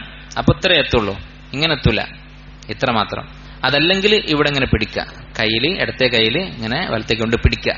ഈ രണ്ട് രൂപത്തിൽ ആയിരിക്കണം വെക്കുന്നത്. അടുത്ത മസ്അല അന്നദറു ഇലാ മൗദിഇ സുജൂദി വൽ ഖുശൂ', സുജൂദിന്റെ സ്ഥാനത്തേക്ക് നോക്കലും ഖുശൂഉം. കാന സല്ലല്ലാഹു അലൈഹി വസല്ലം ഇദാ സല്ല തഅത റഅസഹു, നബി സല്ലല്ലാഹു അലൈഹി വസല്ലം നമസ്കരിക്കാൻ നിന്നാൽ തല കുനിക്കുമായിരുന്നു. വറമ ബിബസരിഹി നഹ്വൽ അർദ്, കണ്ണ് നിലത്തേക്ക് എറിയുമായിരുന്നു എന്ന് പറഞ്ഞാൽ സുജൂദ് ചെയ്യുന്ന സ്ഥലത്തേക്ക് നോക്കുമായിരുന്നു, അങ്ങോട്ടും ഇങ്ങോട്ടും നോക്കൂല. വലമ്മ ദഖലൽ കഅബ, കഅബയിൽ പ്രവേശിച്ചപ്പോൾ നബി സല്ലല്ലാഹു അലൈഹി വസല്ലം മക്ക ഫതഹായി കഅബയിൽ പ്രവേശിച്ചപ്പോൾ മാ ഖല്ലഫ ബസറഹു മൗദിഅ സുജൂദിഹി ഹത്താ ഖറജ മിൻഹാ, കഅബയിൽ കയറി നബി സല്ലല്ലാഹു അലൈഹി വസല്ലം കഅബയുടെ ചുമരിനോട് അടുത്ത് പോയി നമസ്കരിച്ചു എന്നാണ്. അവിടെ പോയി നമസ്കരിച്ച് ഇറങ്ങുന്നത് വരെ ആ സുജൂദ് ചെയ്യുന്ന സ്ഥലം വിട്ട് അങ്ങോട്ട് നോക്കിയിട്ടില്ല. ആലോചിച്ച് നോക്കൂ, ആദ്യമായിട്ട് ഒരുപക്ഷെ കുറെ വർഷങ്ങൾക്ക് ശേഷം കഅബയിൽ പ്രവേശിക്കുന്നതാണ്. അപ്പൊ നബി സല്ലല്ലാഹു അലൈഹി വസല്ലം ആ സുജൂദ് ചെയ്യുന്ന സ്ഥലത്തേക്ക് മാത്രം നോക്കി നമസ്കരിച്ച് ഇറങ്ങി വരികയാണ് ചെയ്തത്. വഖാല സല്ലല്ലാഹു അലൈഹി വസല്ലം, അവിടുന്ന് പറഞ്ഞു, ലാ യംബഗി അൻ യകൂന ഫിൽ ബൈത്തി ഷൈഉൻ യശ്ഗലുൽ മുസല്ലി. കഅബയിൽ, ഇവിടെ അൽ ബൈത്ത് എന്ന് ഉദ്ദേശിക്കുന്നത് കഅബയാണ്. കഅബയിൽ നമസ്കരിക്കുന്നവനെ ശ്രദ്ധ തെറ്റിക്കുന്ന ഒന്നും ഉണ്ടാകാൻ പാടില്ല എന്ന് പറഞ്ഞു. അപ്പൊ ഇത് എല്ലാ പള്ളികൾക്കും ബാധകമാണ്. പള്ളിയിൽ ശ്രദ്ധ തെറ്റിക്കുന്ന ഒരു വസ്തുവും ഉണ്ടാകാൻ പാടില്ല. പള്ളിയുടെ പെയിന്റ്, അതുപോലെ തന്നെ പള്ളിയിൽ നല്ല ഡെക്കറേഷനായിട്ട് ആയത്തുകളൊക്കെ എഴുതി വെക്കും. ഇതൊക്കെ ശ്രദ്ധ തെറ്റിക്കുന്ന കാര്യങ്ങളാണ്. അത് നമുക്ക് കാണുമ്പോൾ നല്ല ഭംഗി തോന്നും, ഇസ്ലാമിക് കാലിഗ്രാഫി എന്നൊക്കെ പറയും. പക്ഷെ അത് ഇസ്ലാമിക് അല്ല, അത് ബിദഅത്താണ്. അത് റസൂൽ വിലക്കിയിട്ടുള്ള കാര്യമാണ്. ലാ യംബഗി അൻ യകൂന ഫിൽ ബൈത്തി മാ യശ്ഗലുൽ മുസല്ലി, നമസ്കരിക്കുന്നവനെ ശ്രദ്ധ തെറ്റിക്കുന്ന ഒരു കാര്യവും പള്ളിയിൽ ഉണ്ടാകാൻ പാടില്ല എന്നുള്ള റസൂലിന്റെ വിലക്കാണ്. അതുപോലെ ഉമർ റളിയല്ലാഹു അൻഹു മസ്ജിദ് നബി പുതുക്കി പണിതപ്പോൾ പറഞ്ഞിട്ടുണ്ട്, പണിക്കാരോട് പറഞ്ഞു, ലാ തുഹമ്മിർ വലാ തുസഫിർ, ചുവപ്പ് കളറും വേണ്ട മഞ്ഞ കളറും വേണ്ട, വെയിൽ കൊള്ളരുത് മഴ കൊള്ളരുത്, അത്ര മാത്രമേ ഉള്ളൂ എന്ന് പറഞ്ഞിട്ടുണ്ട്. അപ്പോ അങ്ങനെ ആയിരിക്കണം പള്ളികൾ ശ്രദ്ധ തെറ്റിക്കുന്ന കാര്യങ്ങൾ ഉണ്ടാകാൻ പാടില്ല. വകാന യൻഹ അൻ റഫ്ഇൽ ബസരി ഇല സമാ, മുകളിലേക്ക് നോക്കുന്നത് നബി വിലക്കിയിട്ടുണ്ട്. അത് നമസ്കാരത്തിൽ ശക്തമായി വിലക്കിയിട്ടുള്ള കാര്യമാണ് മുകളിലേക്ക് നോക്കുക എന്നുള്ളത്. വയുഅക്കിദു ഫിന്നഹി, ശക്തമായി വിലക്കി. എങ്ങനെ പറഞ്ഞു? ലിയൻതഹിയന്ന അഖ്വാമുൻ യർഫഊന അബ്സാറഹും ഇല സമാഇ ഫിസ്സലാ, മുകളിലേക്ക് നോക്കുന്നവർ ആ പരിപാടി നിർത്തണം. ഔ ലാ തർജിഉ ഇലൈഹിം, അല്ലെങ്കിൽ അവരുടെ കണ്ണുകൾ തിരിച്ചു വരാതിരിക്കാൻ സാധ്യതയുണ്ട്. അല്ലാഹു സുബ്ഹാനഹു വ തആല അവരെ കണ്ണ് തന്നെ എടുത്തു കളയാൻ സാധ്യതയുണ്ട് എന്ന് പറഞ്ഞിട്ടുണ്ട്. വഫി ഹദീസിൻ ആഖർ, മറ്റൊരു ഹദീസിൽ കാണാം, ഫൈദാ സല്ലൈതും ഫലാ തൽതഫിതു, നമസ്കരിക്കാൻ നിന്നാൽ നിങ്ങൾ തിരിഞ്ഞു നോക്കരുത്. അപ്പൊ ഇത് രണ്ടും വിലക്കിയിട്ടുള്ളതാണ്, മുകളിലേക്ക് നോക്കുന്നതും തിരിഞ്ഞു നോക്കുന്നതും. ഇതല്ലാത്ത നോട്ടമോ അത് ജായിസാണ്, പക്ഷെ അഫ്ളൽ സുജൂദ് ചെയ്യുന്ന സ്ഥലത്തേക്ക് നോക്കുന്നതാണ്. അപ്പൊ നമുക്കിപ്പോ എത്ര തരം നോട്ടങ്ങളായി? ഒന്ന് മുകളിലേക്ക് നോക്കുന്നത് ഹറാമാണ്, തിരിഞ്ഞു നോക്കുന്നത് ഹറാമാണ്, സുജൂദ് ചെയ്യുന്ന സ്ഥലത്തേക്ക് നോക്കൽ സുന്നത്താണ്. ഇപ്പൊ ഒരാൾ നേരെ നോക്കിയാലോ, നേരെ മുന്നിലുള്ള ചുമരിലേക്ക് നോക്കിയാലോ അത് ജായിസാണ്, പക്ഷെ അഫ്ളൽ സുജൂദ് ചെയ്യുന്ന സ്ഥലത്തേക്ക് നോക്കലാണ്. അതാണ് സുന്നത്ത്, നബി സല്ലല്ലാഹു അലൈഹി വസല്ലമയുടെ സുന്നത്ത്. തിരിഞ്ഞു നോക്കരുത് എന്ന് പറഞ്ഞ് വിലക്കി. ഫഇന്നല്ലാഹ യൻസിബു വജ്ഹഹു ലിവജ്ഹി അബ്ദിഹി ഫി സ്വലാത്തിഹി മാ ലം യൽതഫിത്, തിരിഞ്ഞു നോക്കാത്തിടത്തോളം അള്ളാഹു നമസ്കരിക്കുന്ന ആൾക്ക് നേരെ തിരിയും എന്ന് നബി സല്ലല്ലാഹു അലൈഹി വസല്ലം പറഞ്ഞിട്ടുണ്ട്. അപ്പൊ അള്ളാഹു നിങ്ങൾക്ക് നേരെ അവന്റെ മുഖം തിരിച്ചു നിൽക്കും നിങ്ങൾ തിരിയുന്നത് വരെ എന്ന് പറഞ്ഞിട്ടുണ്ട്. ഇപ്പൊ ചില പണ്ഡിതന്മാർ പറഞ്ഞിട്ടുണ്ട്, ഒരാൾ കൽബ് കൊണ്ട് തിരിയാണെങ്കിലോ, കൽബാണ് നമ്മുടെ ശരീരത്തെക്കാൾ പ്രധാനം. അപ്പൊ നമസ്കാരത്തിൽ അശ്രദ്ധമായിട്ട് നമസ്കരിക്കുകയാണെങ്കിലോ അവന് ഈ മഹത്വം നഷ്ടപ്പെടും, അവന്റെ അജ്ർ കുറയും. അതുപോലെ അള്ളാഹുവിന്റെ ഈ അവന്റെ നേരെയുള്ള ശ്രദ്ധ അതിന്റെ പൂർണ്ണത അവൻ നഷ്ടപ്പെടും. ഒരു ഹദീസിൽ നബി സല്ലല്ലാഹു അലൈഹി വസല്ലം പറഞ്ഞു, ഇങ്ങനെ തിരിഞ്ഞു നോക്കുന്നതിനെ കുറിച്ച്, ഇഖ്തിലാസുൻ യഖ്തലിസു ശൈത്താനു മിൻ സ്വലാത്തിൽ അബ്ദ്, ഒരു അടിമയുടെ നമസ്കാരത്തിൽ നിന്ന് ശൈത്താന്റെ മോഷണമാണ് ഈ തിരിഞ്ഞു നോട്ടം എന്നൊരു ഹദീസിൽ വന്നിട്ടുണ്ട്. വഖാല സല്ലല്ലാഹു അലൈഹി വസല്ലം, നബി സല്ലല്ലാഹു അലൈഹി വസല്ലം പറഞ്ഞു, ലാ യസാലുല്ലാഹു മുഖ്ബിലൻ അലൽ അബ്ദി ഫീ സ്വലാത്തിഹി, അല്ലാഹു ഒരാളെ അഭിമുഖീകരിക്കും അവൻ നമസ്കരിക്കുന്ന സമയത്ത്, മാ ലം യൽതഫിത്, തിരിഞ്ഞു നോക്കാത്തിടത്തോളം. ഫൈദാ സറഫ വജ്ഹഹു ഇൻസറഫ അൻഹു, അവൻ മുഖം തിരിച്ചാൽ അല്ലാഹു അവനെ തൊട്ട് തിരിഞ്ഞു പോകും. വനഹ അൻ സലാത്ത്, മൂന്ന് കാര്യത്തെ നബി സല്ലല്ലാഹു അലൈഹി വസല്ലം വിലക്കിയിട്ടുണ്ട്. അതിലൊന്ന് പറഞ്ഞത് വൽതിഫാതുൻ കൽതിഫാതി തഅലബ്, കുറുക്കൻ തിരിഞ്ഞു നോക്കുന്ന പോലെ. കുറുക്കൻ എപ്പോഴും ഇങ്ങനെ അങ്ങോട്ടും ഇങ്ങോട്ടും തിരിഞ്ഞുകൊണ്ടായിരിക്കും. അപ്പൊ അങ്ങനെ തിരിഞ്ഞു നോക്കുന്നത് നബി സല്ലല്ലാഹു അലൈഹി വസല്ലം വിലക്കിയിട്ടുണ്ട്. ഇനി ഇങ്ങനെ തിരിഞ്ഞു നോക്കരുത്, മുകളിലേക്ക് നോക്കരുത് എന്നൊക്കെ പറയാനുള്ള കാരണം എന്താണ്? സുജൂദ് ചെയ്യുന്ന സ്ഥലത്തേക്ക് നബി സല്ലല്ലാഹു അലൈഹി വസല്ലം നോക്കി നമസ്കരിച്ചതിന്റെയൊക്കെ ലക്ഷ്യം എന്താണ്? അതാണ് ഖുശൂഅനോട് ഏറ്റവും യോജിച്ചത്. നമസ്കാരത്തിന്റെ റൂഹ് എന്ന് പറയുന്നത് ഖുശൂ' ആണ്. അതിനുവേണ്ടിയാണ് ബാക്കി കാര്യങ്ങളൊക്കെ നിശ്ചയിച്ചിട്ടുള്ളത്. നമസ്കാരവുമായി ബന്ധപ്പെട്ട എത്രയോ മസ്അലകൾ നമുക്ക് നോക്കിയാൽ കാണാം, എല്ലാം ഖുശൂഉമായി ബന്ധപ്പെട്ടതാണ്. പള്ളിയിൽ ശ്രദ്ധ തെറ്റിക്കുന്ന കാര്യങ്ങൾ ഉണ്ടാകരുത്. എന്തുകൊണ്ടാണ് പറഞ്ഞത്? ഖുശൂ' നഷ്ടപ്പെടും. അതുപോലെ തന്നെ ഉള്ളി തിന്നിട്ട് പള്ളിയിലേക്ക് വരരുത് എന്ന് പറഞ്ഞു. കാരണം നമസ്കരിക്കുന്ന ആളുകൾക്ക് ഖുശൂ' നഷ്ടപ്പെടും. നമ്മൾ ഇപ്പോൾ ഉള്ളി തിന്ന ഒരാളടുത്ത് നമസ്കരിച്ചാൽ ചിലപ്പോൾ നമ്മൾ അറിയുന്നില്ല, നമ്മൾ അശ്രദ്ധ കൊണ്ട് അവന്റെ ആ സ്മെല്ല് പോലും നമ്മൾ അറിയില്ല. അത്രയും അശ്രദ്ധമായിട്ടായിരിക്കും നമ്മൾ നമസ്കരിക്കുന്നത്. പക്ഷെ നബി സല്ലല്ലാഹു അലൈഹി വസല്ലം അത് വിലക്കിയിട്ടുണ്ട്. അപ്പോ ഖുശൂഇനെ കുറിച്ച് കൂടി ശൈഖ് ഇവിടെ പറഞ്ഞിരിക്കുകയാണ്. വകാന സല്ലല്ലാഹു അലൈഹി വസല്ലം യഖൂൽ, അവിടുന്ന് പറയാറുണ്ട്, സ്വല്ലി സ്വലാത്ത മുവദ്ദിഇൻ, യാത്ര പറഞ്ഞ് പിരിയുന്നവനെ പോലെ നമസ്കരിക്കുക. നമ്മൾ മരിക്കുകയാണെന്ന് വിചാരിച്ച് നമസ്കരിക്കുക. അപ്പോൾ ഖുശൂ കിട്ടാൻ എന്താണ് മാർഗം എന്ന് ആൾക്കാർ ചോദിക്കും. നമ്മളൊക്കെ ചിന്തിക്കാറുണ്ട്, പരസ്പരം ചോദിക്കാറുണ്ട്. അതിനുള്ള മറുപടി ഇതാണ്, ഒരുപാട് വിശദീകരിക്കാനൊന്നുമില്ല. സ്വല്ലി സ്വലാത്ത മുവദ്ദിഇൻ, മരിക്കുകയാണെന്ന് വിചാരിക്കുക. മരിക്കാൻ കുറേ പ്രായമാകണമെന്നൊന്നുമില്ല. നമ്മുടെ ഏതെങ്കിലും ഒരു അവയവം, പ്രധാനപ്പെട്ട ഒരു അവയവം, അതിന്റെ പ്രവർത്തനം 5 മിനിറ്റ് നിന്നാൽ മതി. നമ്മുടെ ഹൃദയം, അതുപോലെ ശ്വാസകോശം, ഇങ്ങനെ എന്തെങ്കിലും ഒരു അവയവം കുറച്ച് സമയം പണി നിർത്തിയാൽ കഴിഞ്ഞു. ഉറങ്ങുന്ന സമയത്തായാലും വളർന്നു നിൽക്കുന്ന സമയത്തായാലും 24 മണിക്കൂറും പ്രവർത്തിക്കുന്ന അവയവങ്ങളുണ്ട്. അത് കുറച്ച് സമയം മുടങ്ങിയാൽ നമ്മളെ കഥ അവസാനിച്ചു. അപ്പൊ അത് അവസാനിക്കുന്ന സമയത്ത് എന്തായിരിക്കും നമ്മുടെ അവസ്ഥ? അത് ശരിക്കും നമ്മളൊന്ന് ചിന്തിച്ചു നോക്കിയാൽ കൂടുതൽ നമുക്ക് ചിന്തിക്കാൻ കഴിയില്ല. പക്ഷേ അത് ഹഖീഖത്താണ്, മരണം ഉറപ്പാണ്, അത് നമുക്ക് യാതൊരു സംശയവുമില്ല. നമ്മുടെയൊക്കെ അത്ര പ്രായം ഇല്ലാത്ത, നമ്മളെ ഇളയ ആളുകൾ, പ്രായം കുറഞ്ഞ ആളുകൾ എത്ര ആൾക്കാർ മരിച്ചിട്ടുണ്ട്. നമ്മുടെ കൂടെ കളിച്ചു നടന്ന എത്ര ആൾക്കാർ മരിച്ചിട്ടുണ്ട്. അവരാരെങ്കിലും ആ ദിവസം മരണം പ്രതീക്ഷിച്ചിരിക്കുകയായിരുന്നു? ഇല്ല. അവസാന നിമിഷം വരെ എത്ര പ്രായമായ ഒരാളും ഞാൻ മരിക്കാൻ പോവുകയാണെന്ന് അയാൾ പ്രതീക്ഷിക്കൂല. അപൂർവമായിട്ട് അങ്ങനെ പ്രതീക്ഷിച്ച് കാത്തിരിക്കുള്ളൂ. എത്ര പ്രായം കിട്ടിയാലും അവരുടെ ആഗ്രഹങ്ങളും സ്വപ്നങ്ങളും കൂടുകയായിരിക്കും, ദുനിയാവിനുള്ള ആഗ്രഹം കൂടുകയായിരിക്കും. അപ്പൊ അങ്ങനെ ഒരു ദിവസം വരാനുണ്ട്. അത് എന്ന് സംഭവിക്കുകയാണ്? ഈ വക്ത് കഴിഞ്ഞിട്ട് മരണമാണെന്ന് ചിന്തിച്ചു നോക്കൂ, എന്നിട്ട് നമസ്കരിച്ചു നോക്കൂ. അപ്പൊ നമുക്ക് ഖുശൂ ഉണ്ടാകും. അതാണ് ഖുശൂവിനുള്ള മാർഗം. നബി സല്ലല്ലാഹു അലൈഹി വസല്ലം പഠിപ്പിച്ച മാർഗം അതാണ്. സ്വല്ലി സ്വലാത്ത മുവദ്ദിഇൻ കഅന്നക തറാഹു, നീ അല്ലാഹുവിനെ കാണുന്നു എന്നതുപോലെ. അല്ലാഹുവിനെ കാണുകയാണെങ്കിൽ എത്ര ഭയഭക്തി നമുക്കുണ്ടാകും. ഫഇൻ കുൻത ലാ തറാഹു ഫഇന്നഹു യറാക്, നീ കാണുന്നില്ലെങ്കിലും അല്ലാഹു നിന്നെ ഇങ്ങോട്ട് കാണുന്നുണ്ടല്ലോ എന്ന് നബി സല്ലല്ലാഹു അലൈഹി വസല്ലം പറഞ്ഞു. വയഖൂലു, മറ്റൊരു ഹദീസിൽ നബി സല്ലല്ലാഹു അലൈഹി വസല്ലം ഖുശൂഇന്റെ ഫضലായിട്ട് പറഞ്ഞു, മാ മിൻ ഇംറിഇൻ തഹ്ദുറുഹു സ്വലാത്തുൻ മക്തൂബ, ഫർളായ ഒരു നമസ്കാരം അതിന്റെ സമയമായാൽ, ഫയുഹ്സിനു വുളൂഅഹ വഖുശൂഅഹ വറുകൂഅഹ, വുളൂഉം ഖുശൂഉം റുകൂഉം ഒരാൾ പൂർത്തിയാക്കി. ഇത് മൂന്നും പൂർത്തിയാക്കിയിട്ട് ഒരാൾ നമസ്കരിച്ചാൽ, അപ്പോ വുളൂ എന്ന് പറഞ്ഞാൽ ഷർത്താണ്, അപ്പൊ ഷർത്തുകളൊക്കെ പൂർത്തിയാക്കി. ഖുശൂ എന്ന് പറഞ്ഞാൽ നമസ്കാരത്തിന്റെ റൂഹാണ്, ആത്മാവാണ്, അത് പൂർത്തിയാക്കി. റുക്കൂ എന്ന് പറഞ്ഞാൽ ബാഹ്യമായ അമലാണ് നമസ്കാരത്തിൽ. അപ്പൊ ഇതെല്ലാം ശരിയാക്കി. നമസ്കാരത്തിന് മുമ്പ് ചെയ്യേണ്ട ശുറൂത്തുകൾ ചെയ്തു, നമസ്കാരത്തിന്റെ ഉള്ളിലുണ്ടായിരിക്കേണ്ട മനസ്സ് അത് ശരിയാക്കി, നമസ്കാരത്തിൽ നമ്മൾ ശരീരം കൊണ്ട് ചെയ്യേണ്ട അമലുകൾ, ലാഹിറായ അമലുകൾ, റുക്കുവും സുജൂദും ഒക്കെ ശരിയാക്കി. ഈ 3 വിഭാഗവും ഒരാൾ ശരിയാക്കി നമസ്കരിച്ചാൽ, ഇല്ല കാനത് കഫാറത്തൻ ലിമാ ഖബ്ലഹാ മിനദ് ദുനൂബ്, അതിനു മുമ്പുള്ള പാപങ്ങൾക്ക് അത് കഫാറത്താണ്, പ്രായശ്ചിത്തമാണ്. മാലം യുഅത കബീറ, വൻപാപം ഒഴികെ. കാരണം വൻപാപങ്ങൾക്ക് തൗബ ചെയ്യണം. വൻപാപങ്ങൾ ചെയ്തിട്ടുണ്ടെങ്കിൽ തൗബ ചെയ്യണം.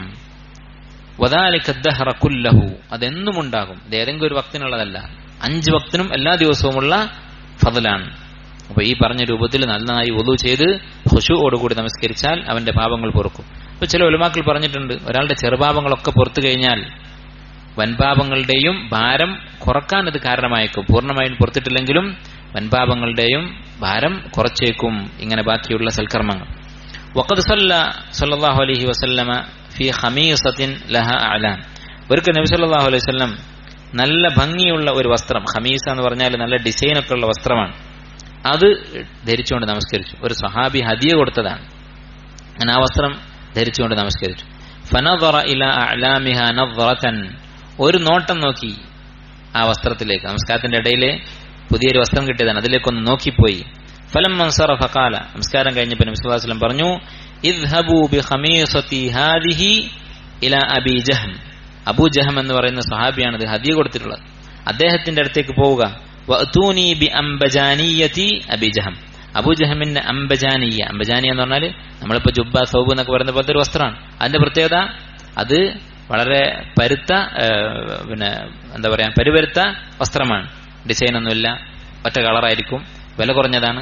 അത് വാങ്ങിക്കൊണ്ടുവരാൻ പറയുക. കാരണം സ്വഹാബി ഹദിയ തന്നായതുകൊണ്ട് അദ്ദേഹത്തെ വിഷമിപ്പിക്കാതിരിക്കാൻ വേണ്ടി തിരിച്ചു കൊടുക്കുമ്പോൾ വേറെ ഒന്ന് വാങ്ങിക്കൊണ്ടുവരിക എന്ന് പറഞ്ഞു. കാരണം ഫഇന്നഹ അൽഹത്നി ആനിഫൻ അൻ സലാത്തി, എനിക്ക് നമസ്കാരത്തിൽ ശ്രദ്ധ തെറ്റാൻ അത് കാരണമായി. അപ്പൊ ഒരു നോട്ടം നോക്കി ശ്രദ്ധ തെറ്റിയപ്പോൾ, ഖുശൂ നഷ്ടപ്പെട്ടപ്പോൾ നബി സല്ലല്ലാഹു അലൈഹി വസല്ലം ഇത് കൊടുത്തയച്ചിട്ട് വേറെ വസ്ത്രം കൊണ്ടുവരാൻ പറഞ്ഞു. ആലോചിച്ച് നോക്കൂ, നമ്മളൊക്കെ അവസ്ഥ എന്തായിരിക്കും? നമ്മൾ എന്തിനെ കുറിച്ചൊക്കെ ആയിരിക്കും ചിന്തിക്കുക. നമുക്ക് നമസ്കരിക്കാൻ നിന്നാൽ അതിന് മുമ്പ് ഓർമ്മയില്ലാത്ത എല്ലാ കാര്യങ്ങളും ഓർമ്മ വരും. സുബ്ഹാനല്ലാഹ്, ചിലപ്പോൾ നമ്മൾ വർഷങ്ങൾക്ക് മുമ്പ് മറന്നുപോയ കാര്യങ്ങളൊക്കെ നമസ്കരിക്കാൻ നിന്നാൽ ഓർമ്മ വരും. ചില ഉലമാക്കൾ എത്രത്തോളം പറഞ്ഞിട്ടുണ്ടെന്ന് വെച്ചാൽ, ഇൽമിയായ മസ്അലകൾ നമസ്കാരത്തിൽ ഓർമ്മ വരുന്നവർ ഒരു ഫിത്നയായിട്ട് പറഞ്ഞിട്ടുണ്ട് ചില ഉലമാക്കൾ. ദീനിയായിട്ടുള്ള കാര്യങ്ങളായിരിക്കും, അതുപോലും ഒരു തെറ്റായിട്ട് ഒഴിവാക്കേണ്ടതായിട്ട് പറഞ്ഞിട്ടുണ്ട്. അപ്പോൾ എത്രമാത്രം ഖുശൂഅോടെയാണ് നമ്മൾ നമസ്കരിക്കേണ്ടത്? നമ്മളിപ്പോൾ നമസ്കരിക്കുന്ന നമസ്കാരത്തിന്റെ അവസ്ഥ എന്താണ്? അത് നമ്മൾ ആലോചിച്ച് നോക്കേണ്ടതാണ്. നമ്മുടെ കഴിവിന്റെ പരമാവധി ശ്രമിക്കുക. പൂർണ്ണമായ ഖുശൂഅോടുകൂടി നമസ്കരിക്കാൻ പ്രയാസമായിരിക്കും. കാരണം എന്തെങ്കിലും ഒരു ചിന്ത നമ്മുടെ മനസ്സിൽ വരും. നമുക്ക് തടയാൻ പറ്റാത്ത ഒരു ചിന്തകൾ ഉണ്ടാകും. ഖത്തറാത്ത് എന്ന് പറയും, മനസ്സിലൂടെ അങ്ങനെ കടന്നുപോയിക്കൊണ്ടിരിക്കുന്ന ചിന്തകൾ. അത് ഈ ഫضൽ ഇല്ലാതാക്കുകയില്ല എന്ന് ഇമാം ഇബ്നു ഹജറൊക്കെ പറഞ്ഞിട്ടുണ്ട്. നേരെ മറിച്ച് നമ്മൾ ആ ചിന്തയെ പിന്തുടരുക. ചിന്ത തുടങ്ങി, അത് നമ്മൾ നിയന്ത്രണത്തിൽപ്പെട്ടതല്ല, പക്ഷെ നമ്മൾ അതിന്റെ ബാക്കി ഇങ്ങനെ പ്ലാൻ ചെയ്യുക. ഒരാളോട് സംസാരിക്കുന്നത് പോലെ നമ്മൾ നമ്മുടെ നഫ്സിനോട് സംസാരിച്ചുകൊണ്ടിരിക്കുക. അതാണ് ഹദീസിൽ പറഞ്ഞത്, ലാ യുഹദ്ദിസു ഫീഹി മാ നഫ്സഹു. വുളൂ ചെയ്തിട്ട് 2 റക്അത്ത് നമസ്കരിച്ചു, ആ 2 റക്അത്തിൽ അവൻ സ്വന്തം നഫ്സിനോട് സംസാരിച്ചില്ല എങ്കിൽ അവന് ഗുഫിറ ലഹു മാ തഖദ്ദമ മിൻ ദംബിഹി, അവന്റെ പാപങ്ങൾ പൊറുക്കും. അപ്പോൾ നബി സല്ലല്ലാഹു അലൈഹി വസല്ലം എത്ര ഖുശൂഅോട് കൂടിയാണ് നമസ്കരിച്ചിരുന്നത് ഈ ഹദീസിൽ മനസ്സിലാക്കാം. വഫി റിവായത്തിൻ, ഈ ഹദീസിന്റെ മറ്റൊരു റിവായത്തിൽ ഫഇന്നി നദർതു ഇലാ ആലമിഹാ ഫി സ്വലാത്തി ഫകാദ യഫ്തിനുനി, ഞാൻ ഈ വസ്ത്രത്തിലെ ഒരു അടയാളത്തിലേക്ക് നോക്കി, ഫകാദ യഫ്തിനുനി, അതെന്നെ ഫിത്നയിലാക്കാൻ പോയി. ആ നോട്ടം, ആ ചിത്രം റൂഹുള്ള ചിത്രമല്ല, ഒരു ഡിസൈൻ, ആ ഡിസൈൻ എന്നെ ഫിത്നയിലാക്കാറായി എന്ന് നബി സല്ലല്ലാഹു അലൈഹി വസല്ലം പറഞ്ഞു. വകാന ലി ആയിഷത സൗബുൻ ഫീഹി തസാവീർ മംദൂദുൻ ഇലാ സഹവ, ആയിഷ റളിയല്ലാഹു അൻഹയുടെ വീട്ടിൽ ഒരു വസ്ത്രം അങ്ങനെ തൂക്കിയിട്ടിരുന്നു, കർട്ടനായിരിക്കാം, അങ്ങനെ എന്തോ ഒരു തുണി തൂക്കിയിട്ടിരുന്നു. ഫകാൻ നബി സല്ലല്ലാഹു അലൈഹി വസല്ലം യുസല്ലി ഇലൈഹി, നബി സല്ലല്ലാഹു അലൈഹി വസല്ലം അങ്ങോട്ട് തിരിഞ്ഞ് നമസ്കരിച്ചു. അപ്പൊ ഈ വസ്ത്രത്തിൽ എന്തുണ്ട്? തസാവീറുണ്ട്, ചിത്രങ്ങളുണ്ട്. അപ്പൊ ചിത്രങ്ങൾ എന്ന് പറഞ്ഞാൽ അത് റൂഹുള്ള ചിത്രങ്ങളല്ല. റൂഹുള്ള ചിത്രങ്ങളാണെങ്കിൽ നബി സല്ലല്ലാഹു അലൈഹി വസല്ലം നിരവധി ഹദീസുകൾ വിലക്കിയിട്ടുള്ളതാണ്. ഇന്ന അശദ്ദന്നാസി അദാബൻ യൗമൽ ഖിയാമത്തി അൽ മുസവ്വിറൂൻ, ചിത്രമുണ്ടാക്കുന്നവർക്കാണ് ഖിയാമത്ത് നാളിൽ ഏറ്റവും കടുത്ത ശിക്ഷ എന്ന് ഹദീസിൽ വന്നിട്ടുണ്ട്. അപ്പൊ ചിത്രം ഉണ്ടാക്കുന്നതിനെ കുറിച്ച് ധാരാളം ഹദീസുകളുണ്ട്. അതിൽ ഇത്തിഫാക്കുള്ള കാര്യമാണെന്ത്? പ്രതിമ രൂപത്തിലുള്ള രൂപങ്ങൾ അത് ഹറാമാണെന്നതിൽ ഇത്തിഫാക്കുണ്ട്, തർക്കമില്ല. പിന്നെ അതിന്റെ താഴെയാണ് കൈകൊണ്ട് വരച്ചിട്ടുള്ള ചിത്രങ്ങൾ, അതും ഹറാമാണ്. അത് കഴിഞ്ഞ് ക്യാമറ കൊണ്ട് ഇപ്പൊ എടുക്കുന്ന ചിത്രങ്ങൾ, അതും ഹറാമ് തന്നെയാണ്. പക്ഷെ അതിന്റെ വിഷയത്തിൽ ആധുനിക പണ്ഡിതന്മാർക്കിടയിൽ ചില അഭിപ്രായ വ്യത്യാസം ഉണ്ടായിട്ടുണ്ട്, ചിലർ അത് അനുവദിച്ചിട്ടുണ്ട്. പക്ഷെ എന്തായിരുന്നാലും ഒരു മുഅ്മിൻ എന്താണ് ചിന്തിക്കേണ്ടത്? പരമാവധി നമ്മുടെ ഭാരം കുറക്കാനാണ് നമ്മൾ ചിന്തിക്കേണ്ടത്. അത് ഹറാമാണെങ്കിലോ എന്ത് കാര്യമാണുള്ളത്? അതുകൊണ്ട് ഒരു ഫോട്ടോ എടുത്തിട്ട് നമുക്ക് എന്താണ് കിട്ടാനുള്ളത്? ഹറാമാണെങ്കിൽ നമുക്ക് നഷ്ടം എന്താണ്? അശദ്ദുന്നാസി അദാബൻ യൗമൽ ഖിയാമ, ഖിയാമത്ത് നാളിൽ ഏറ്റവും കടുത്ത ശിക്ഷ. അതുകൊണ്ട് ചിത്രം എന്ന് പറയുന്നത് പൂർണ്ണമായും ഒഴിവാക്കേണ്ടതാണ്. അപ്പൊ നബി സല്ലല്ലാഹു അലൈഹി വസല്ലം ഇവിടെ തിരിഞ്ഞ് നമസ്കരിച്ചത് റൂഹുള്ള ചിത്രമല്ല. കാരണം റൂഹുള്ളതായിരുന്നെങ്കിൽ നബി സല്ലല്ലാഹു അലൈഹി വസല്ലം എന്താണ് ചെയ്യാറുള്ളത്? അത് കീറാൻ പറയും, സാധാരണ ഹദീസുകൾ വന്നിട്ടുണ്ട്. പക്ഷെ ഇവിടെ പറഞ്ഞത് അഖ്രിഹി അന്നി, അത് അവിടെ നിന്ന് മാറ്റൂ എന്നാണ് പറഞ്ഞത്. അത് കീറാനോ നശിപ്പിക്കാനോ പറഞ്ഞിട്ടില്ല.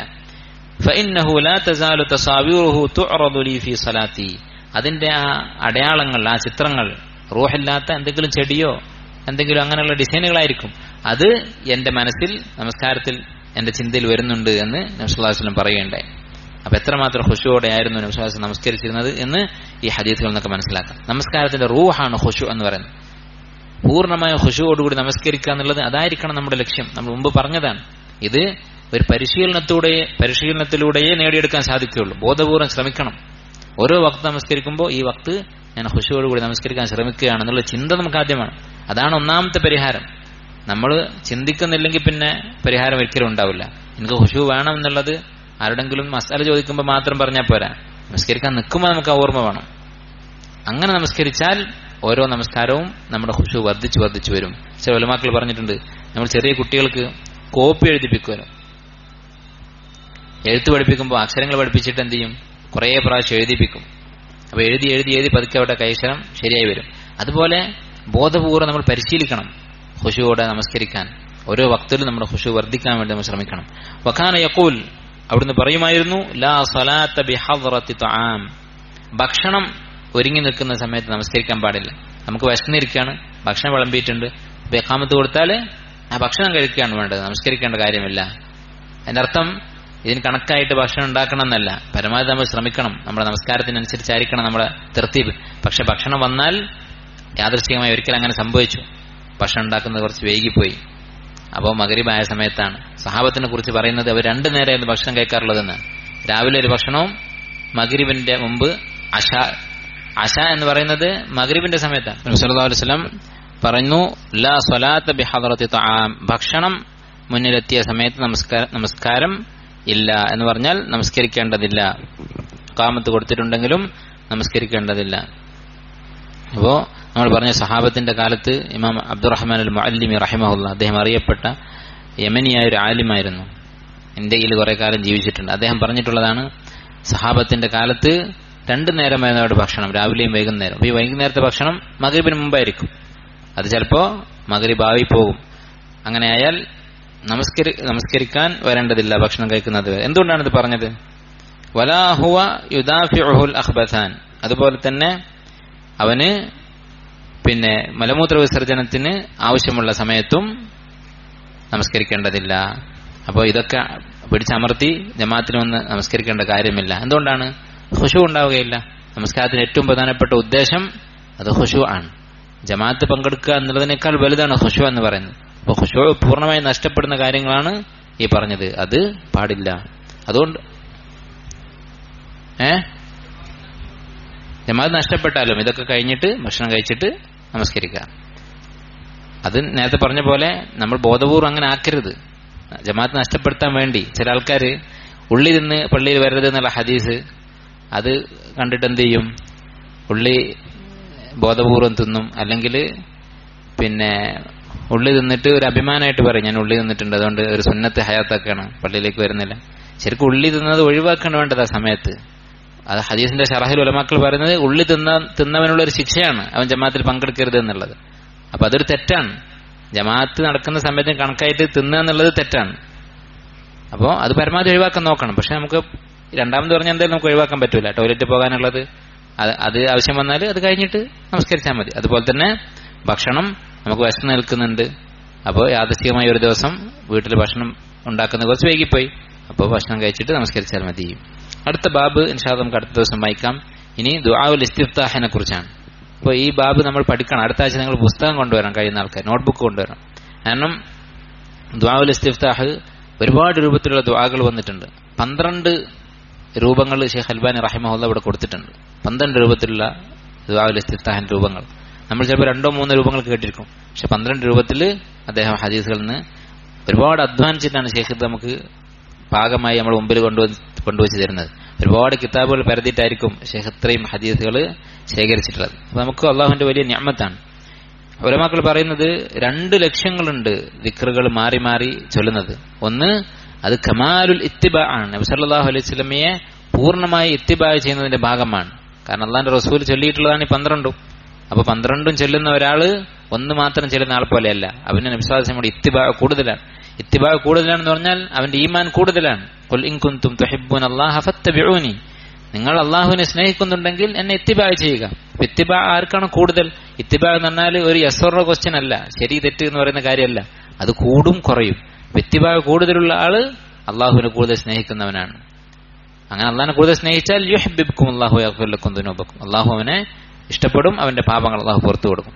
ഒന്നാമത്തെ ലക്ഷ്യം അതാണ്, പൂർണ്ണമായ ഇത്തിബാ. രണ്ടാമത്തേത് ഖുശൂ ഉണ്ടാക്കുന്ന കാര്യമാണ്. നമ്മൾ നമസ്കരിക്കാൻ നിൽക്കുമ്പോൾ ഇന്ന് ഞാൻ ഇന്ന ദുആണ് ചൊല്ലുന്നത്, ഇന്നലെ അല്ലാഹു ബഅദ ബൈനി ചൊല്ലി, ഇന്ന് മുഴുവൻ വജ്ജഹത്തു വജ്ഹിയ ലില്ലദി ഫത്തറ സമാവാതി വൽ അർദ്, അല്ലെങ്കിൽ സുബ്ഹാനക്കല്ലാഹു ബിഹംദിക്, അല്ലെങ്കിൽ ളുഹറിന് ഇത് ചൊല്ലാം എന്നൊരാൾ രാവിലെ തന്നെ തീരുമാനിച്ചാൽ അവൻ എത്ര ഖുശൂ ഉണ്ടായിരിക്കും. അങ്ങനെ ഒരു ചിന്ത മനസ്സിലുണ്ട് നമസ്കാരത്തെക്കുറിച്ച്. നേരെ മറിച്ച് നമ്മൾ എന്നും ഏറ്റവും ചെറുതെടുത്തിട്ട് ചൊല്ലുകയാണ്, അല്ലെങ്കിൽ നമ്മൾ ശീലിച്ച ഒന്ന്, നമ്മൾ മദ്രസയിൽ പഠിച്ച അന്ന് 2 ദിവസം നമുക്ക് ഖുശൂ ഉണ്ടായിട്ടുണ്ടാവും ഈ പ്രാർത്ഥന ചൊല്ലുമ്പോൾ. പിന്നെ കഴിഞ്ഞ 20-30 വർഷമായിട്ട് അത് ഓട്ടോമാറ്റിക് ആയിരിക്കും. അല്ലാഹുമ്മ ബഅദ ബൈനി, അതിന്റെ അർത്ഥത്തെക്കുറിച്ച് നമുക്ക് ചിന്തിക്കാനേ പറ്റിയിട്ടുണ്ടാവില്ല. കാരണം അത് ശീലമായി മാറി. അത് മാറ്റാനുള്ള ഒരു മാർഗ്ഗമാണ്, ഖുശൂ ഉണ്ടാകാനുള്ള ഒരു മാർഗ്ഗമാണ് ദിക്റുകൾ മാറ്റുക എന്നുള്ളത്. അത് റുക്കോയിലായാലും സുജൂദിലായാലും ഒക്കെ ധാരാളം ദുആകൾ വന്നിട്ടുണ്ട്. ഉലമാക്കൾ പറയുന്നത് ഈ കിതാബ് സിഫത്ത് സ്വലാത്ത് നബി എന്നുള്ള കിതാബ് ഇതിന്റെ ഏറ്റവും വലിയ പ്രത്യേകതയാണ്. നമസ്കാരത്തിന്റെ രൂപം വിവരിക്കുന്ന കുറെ കിതാബുകളുണ്ട്, പല ഉലമാക്കൾ എഴുതിയിട്ടുണ്ട്. പക്ഷെ ഇതിന്റെ മാത്രം ഒരു പ്രത്യേകതയാണ്, നമസ്കാരത്തിലെ അദ്കാറുകൾ മുഴുവൻ ഇതിൽ ഷെയ്ഖ് അൽബാനി റഹിമഹുല്ലാഹ് കൊടുത്തിട്ടുണ്ട്. ഏറ്റവും കൂടുതൽ അദ്കാറുകളുള്ള കിതാബ് ഇതാണ്. ഈ വിഷയത്തിൽ അറിയപ്പെട്ട കിതാബുകളുടെ കൂട്ടത്തിൽ നമസ്കാരത്തിന്റെ രൂപം പറയുന്ന കിതാബുകളിൽ ഇപ്പോൾ റുക്കോയിലൊക്കെ ഒരു ദിക്ർ മാത്രമായിരിക്കും പല കിതാബുകളുണ്ടാവുക. പക്ഷെ ഷെയ്ഖ് 10 ദിക്റുണ്ടെങ്കിൽ 10ഉം പറഞ്ഞിട്ടുണ്ടാകും, അതിന്റെ ലഫ്ലുകൾ കൊടുത്തിട്ടുണ്ടാകും. അപ്പൊ ഇൻഷാ അല്ലാഹ് നമുക്ക് അടുത്ത ദിവസം ഈ 12 ദിക്റുകളും വായിക്കാം. അതിൽ അഫ്ളൽ ഏതാണ്, അതുപോലെ ഫർളിൽ ചൊല്ലേണ്ടത്, സുന്നത്തിൽ ചൊല്ലേണ്ടതിനെ കുറിച്ചൊക്കെ ഉലമാക്കളുടെ ചർച്ചകളുണ്ട്. അതൊക്കെ ഇൻഷാ അല്ലാഹ് നമുക്ക് അടുത്ത ദിവസം മനസ്സിലാക്കാം.